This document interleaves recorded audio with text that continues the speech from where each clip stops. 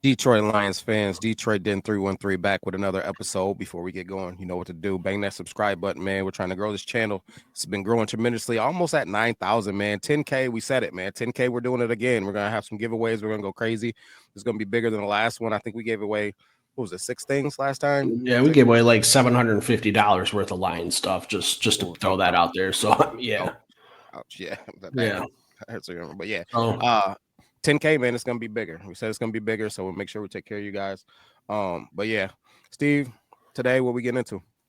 coaching staff is 90% complete. I'd say we still don't know who's coming. We still don't know who's going, but the main three are in place now with the hire of Jonny Morton, the former wide receiver for the Detroit Lions. That's a joke. Yeah. Jonny Morton, Kelvin Shepard stepping up as DC, Dan Campbell. Those are your big three right there. So we're going to talk about like it says right there in the picture. How's the future look?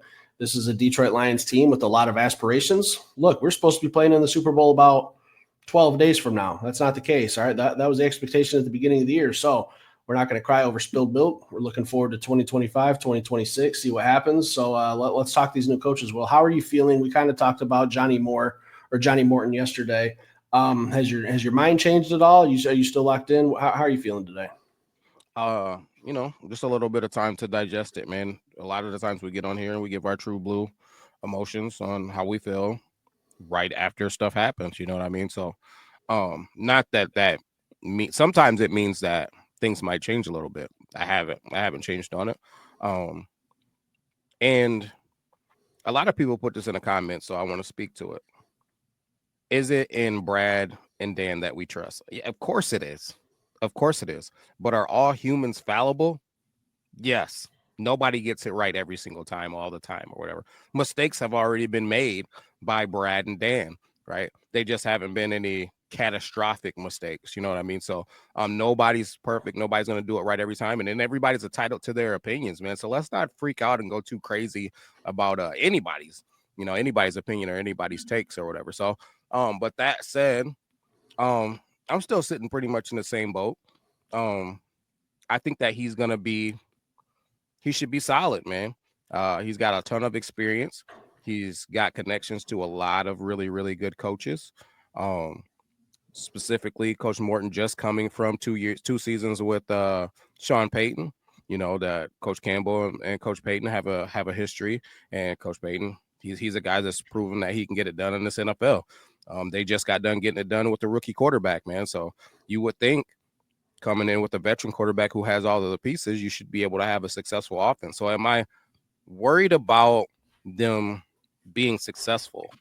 No, I'm not at all, right? What I do wonder is I'm watching the NFL go to these young wizards, man. These young guys that are creative, that aren't doing the same things that have been seen, over the past few decades of football. And I'm just wondering, are we missing out on something by going with, a guy who's been around the block a few times? Is this a guy that would be more fit to be an analyst with a guy like Tanner Inkstrand in place, the young guy, the young wizard? So that's what I'm talking about when I'm talking about this stuff, man. Am I going to say that he's going to come in here and be trash? No, I'm not saying that. So when I'm saying I'm lukewarm on it, it's like, okay, it was a good move. It's one of those moves to where, hey man, you moved your pawn in a good spot to that it was protected, and you're giving your opponent an opportunity to make a mistake. But it wasn't an aggressive move that I'm looking at that's gonna have a huge, crazy reward. It's just a solid move, man. That should be okay. How you feel? I'm still the same. I think the word that I would use today, yesterday I said concerned. Today I think I'm more curious. I'm more curious to see, and we were talking about this real quick before we started recording. We didn't get too far in depth into it, but I'm curious to see how Brad Holmes attacks free agency and the draft with all these new moves to the coaching staff. I think we're both leaning towards, if we had to choose one of these coordinators that we think probably needs the most help, I think we agree that it's probably defense. Our offense is mostly set. So I'm comfortable on defense with Shep. He's been around for a while. What kind of pieces are we going to give him? Look, we're talking coordinators, all right? Little did we know that we'd be having, 3 straight shows on talking coordinators, maybe more. So, I mean, at the end of the day, the football players are the ones making plays. All right. The coordinators are the ones who got to get them into the right scheme. You got to get the right players to make your scheme stronger. But the players on this team, our roster is loaded from top to bottom. So we don't have a player issue. We're looking to add some pieces in free agency, add some depth, maybe on some offense, maybe have another home run draft. I think Brad was a little conservative in last year's draft. We'll talk about that later as it goes. But I'm just curious to see how Brad attacks free agency with a brand new coaching staff, essentially, people in some big roles. Like I said, it's Super Bowl. We're talking Super Bowl window. The window's still open. So for everyone out there saying that the Super Bowl window's closed and that was our only chance, it might have been. It very well could have been. Dan Campbell's came out and said that. He said that at the end of last season. We don't know if we'll be able to get back here. It's tough. That's what makes the NFL so great. But our roster, the players that we have, tell me that our window's still open. We still have young players. We don't have anyone really hampering the team or bringing us down. So I think the word I'd like to use is curious. I'm curious to just see what happens, what pieces we give these coordinators, how they use those pieces, like you said, with the chessboard. Are we going to go out there and draft another queen who can do a little bit of everything? Or are we just going to get a little pawn that can kind of come in every 4 or 5 games due to injuries and see what's going on? So I'm curious to see what's going to happen in the future, Will. Yeah. Man, I'm honestly, I'm not curious. I feel like we're going to see the exact same Detroit Lions that we've seen. In Jonny Morton, we've got a guy who was here in 2022. He understands Jared Goff. He understands the Detroit Lions. He understands the terminology. I think it's just going to be the same. Coach Shepard, he's been here. He worked under the glove of Aaron Glenn. I think it's going to be the exact same defense that we've been seeing with different pieces. I'm not too curious. I'm expecting to see the same Detroit Lions that we've seen so far, man, with maybe a little itty bitty sprinkle on it, but nothing too serious, man.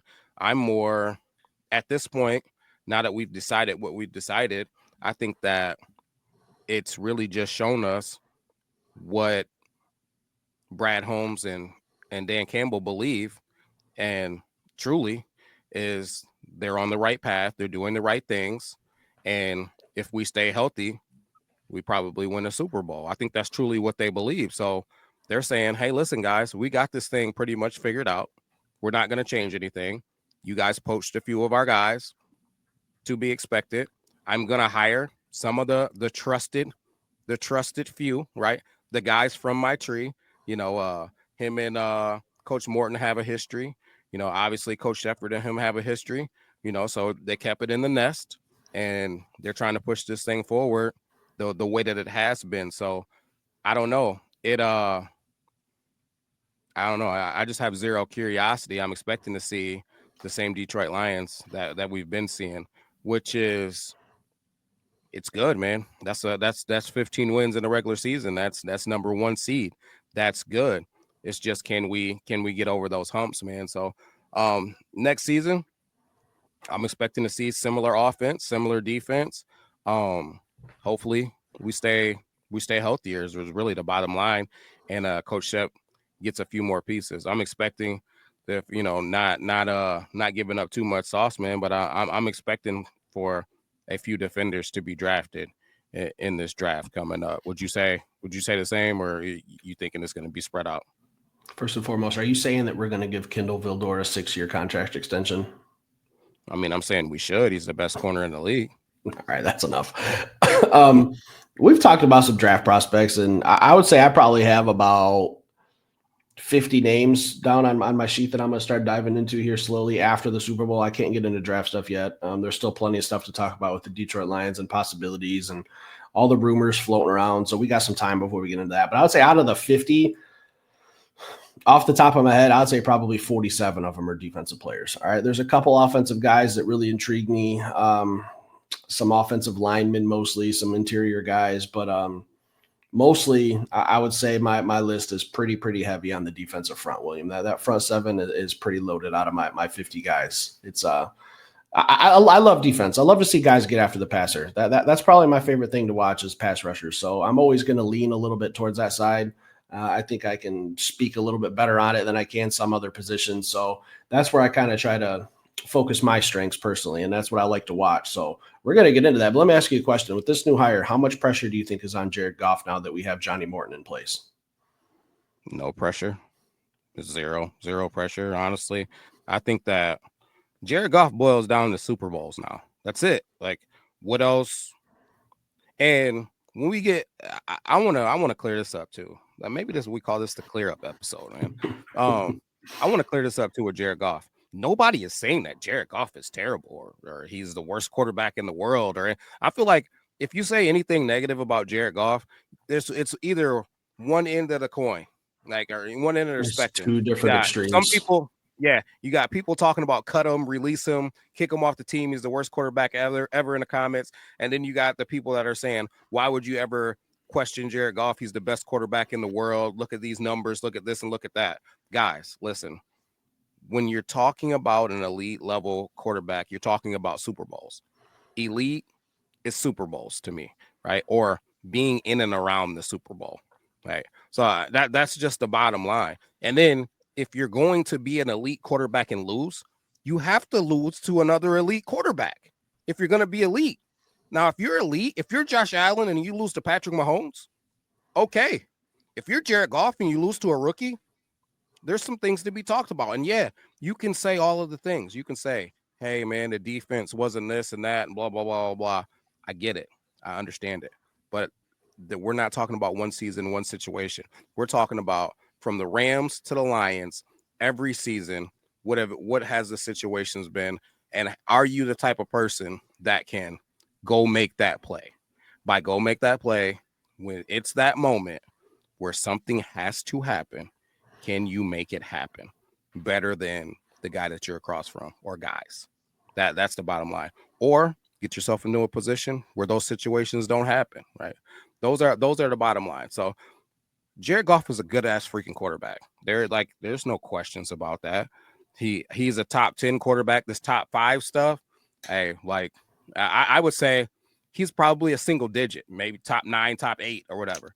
Like yeah, you know what I mean. But there's no questions, no ifs, ands, or buts about that. He's a good ass quarterback. So when we get on here and we say things that are critical, it's not to say that he's a terrible quarterback. It's to say, hey man, we got some questions because of this or because of that, man.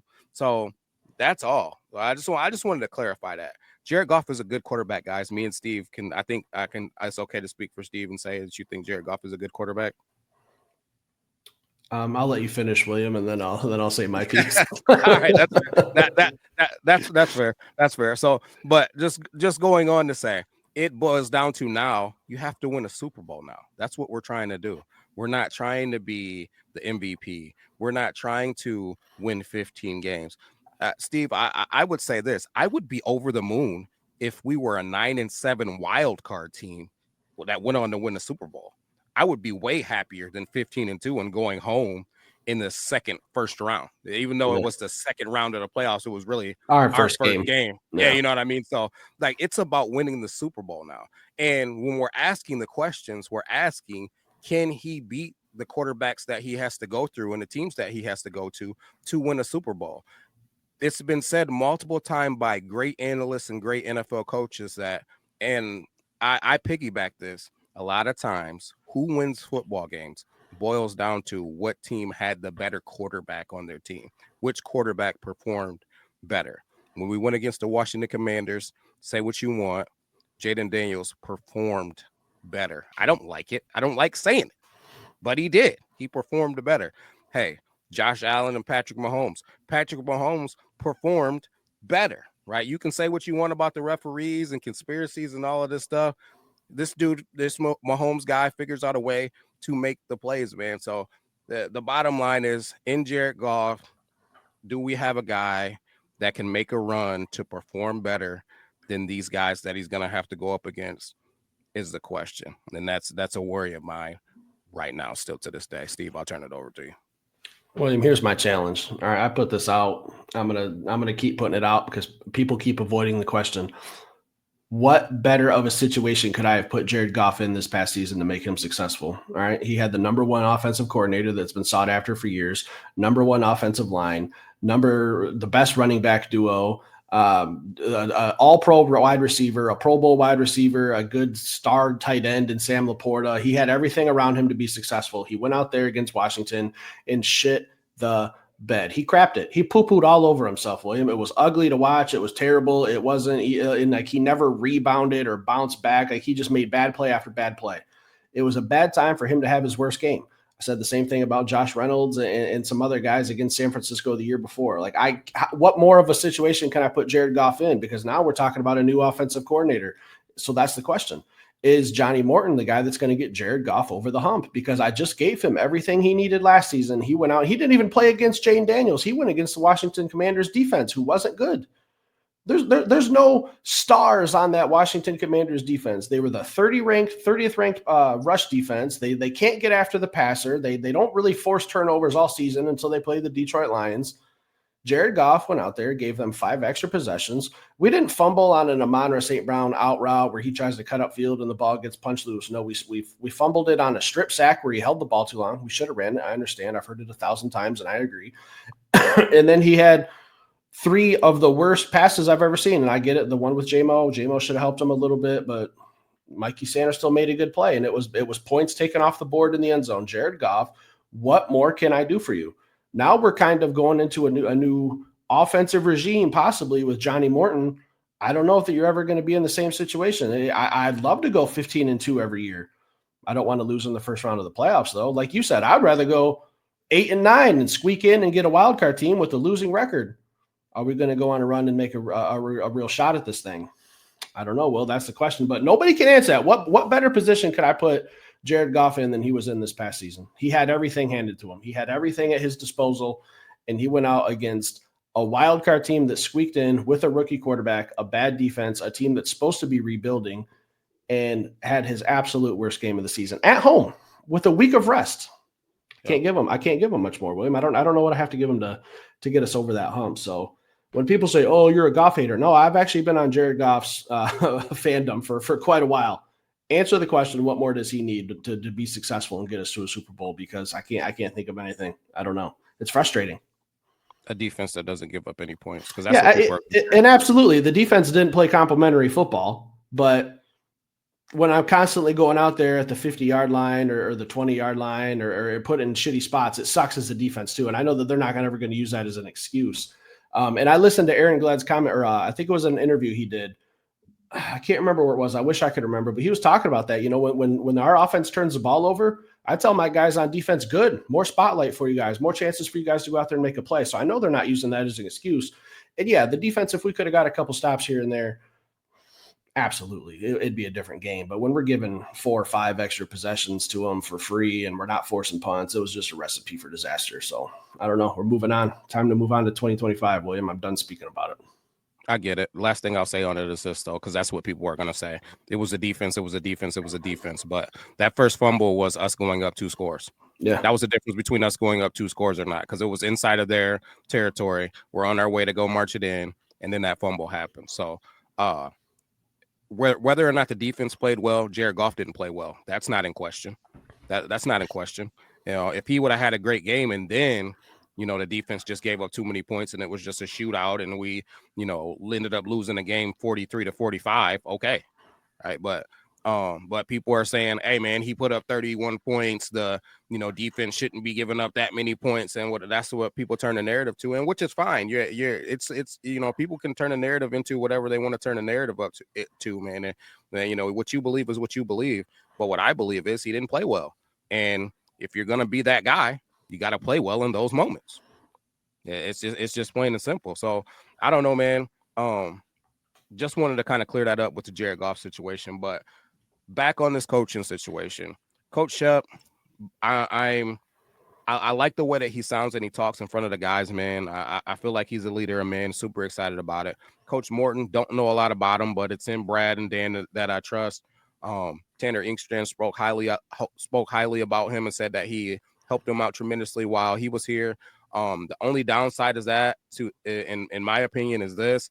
Tanner Inkstrand potentially going to the Jets now. So with the hire of Coach Morton, does that mean that we're going to lose Coach Inkstrand to the Jets? And what does that look like for us moving forward? Because I was kind of under the impression and hope that, I know I mentioned it in the last episode, but I was hoping that we were going to have the best of both worlds still. And then maybe Coach Morton's here for a couple of years. He goes on, maybe goes back up to the top, as an analyst or something like that. And then Tanner gets his shot, man, because um, I am seeing the NFL go to a lot of these young wizards. And I thought that the only reason why Tanner wouldn't get that job is because he wasn't ready.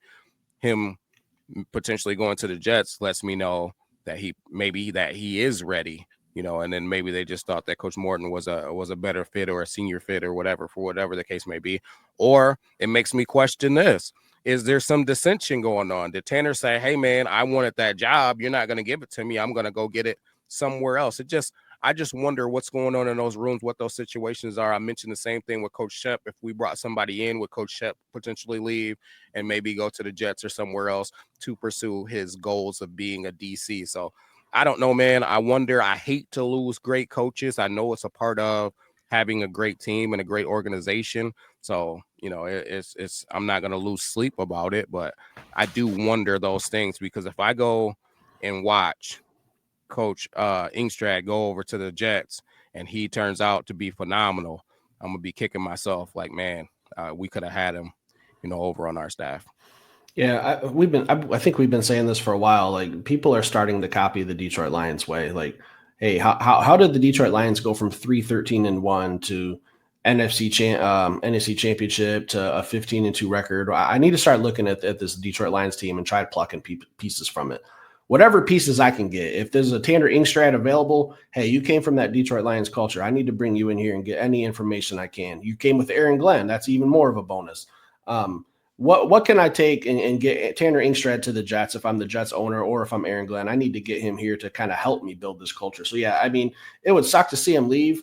Don't really know exactly what he would offer as an offensive coordinator, because it's very unproven. We don't really have a lot of history of him calling plays, but he's heavily involved with the offense, so it'd be something to look at. But, it's a business. People want to move on. People want better positions. I think our only hopes for keeping him is maybe his kids are very active in school activities and he really likes the state of Michigan over New York City, because I can't blame him if he takes that Jets job. I said the same thing about Ben Johnson. Someone comes knocking on your door and offers you $13 million to go work for your rival, you're going to take that money. It's just the nature of the beast. So, I don't know. We'll have to see. I don't think Ingstrad will be back. I think he would take a better opportunity if one presents itself. I don't know what kind of phone conversations he's having with AG out there in New York. So I don't know. We'll just have to wait and see. But the rumors are kind of heating up. I think it's about 50-50 that we keep him, 50-50 that he leaves. So I don't know. We'll have to see how that all pans out, Will. I think that's ambitious. I think it's about 80% he's gone. I'm trying. People call me negative, so I'm trying to be a little bit more positive than downward Debbie Will over here, who's just everyone's leaving. But real quick, you said something about Kelvin Shepherd. Have you seen the clip that's kind of going around on Twitter and TikTok about him? It was during Hard Knocks. I know it was Rodriguez's rookie season, linebackers coach, and he's yelling at these linebackers like, hey, you guys have got to do something to keep this rookie off the field, because right now he's out playing all of you. He's a rookie. And he goes, I don't mean any disrespect, Rodrigo, but I got to find a way to keep this guy off the field. So I think I'm going to try to find that clip and I'll share it on our Twitter page, Detroit Den 313. And you guys can kind of see it, man. He's just kind of a motivator. Like he's going to call it how we see it. He's not going to bullshit you. If there's a rookie out there outperforming a 10-year vet, he's going to let you know, hey, this guy's coming for your job. Time to step up. It's time to, perform a little bit better. Iron sharpens iron. We're going through these practices. Better show me something, because I'll plug in a rookie. I don't care if he's showing me more in practice. So I really like that clip. Just wanted to mention that real quick. Yeah, I think he comes off as he's a leader, man, and the players speak to that too. So we'll see. Anything else tonight? That's it, man. Did you watch Maury and The Price is Right today? Didn't. I wish. Unbelievable. You'll never get better. That's why you're still sick. Stick around, hit that like button. We'll be back later with another show.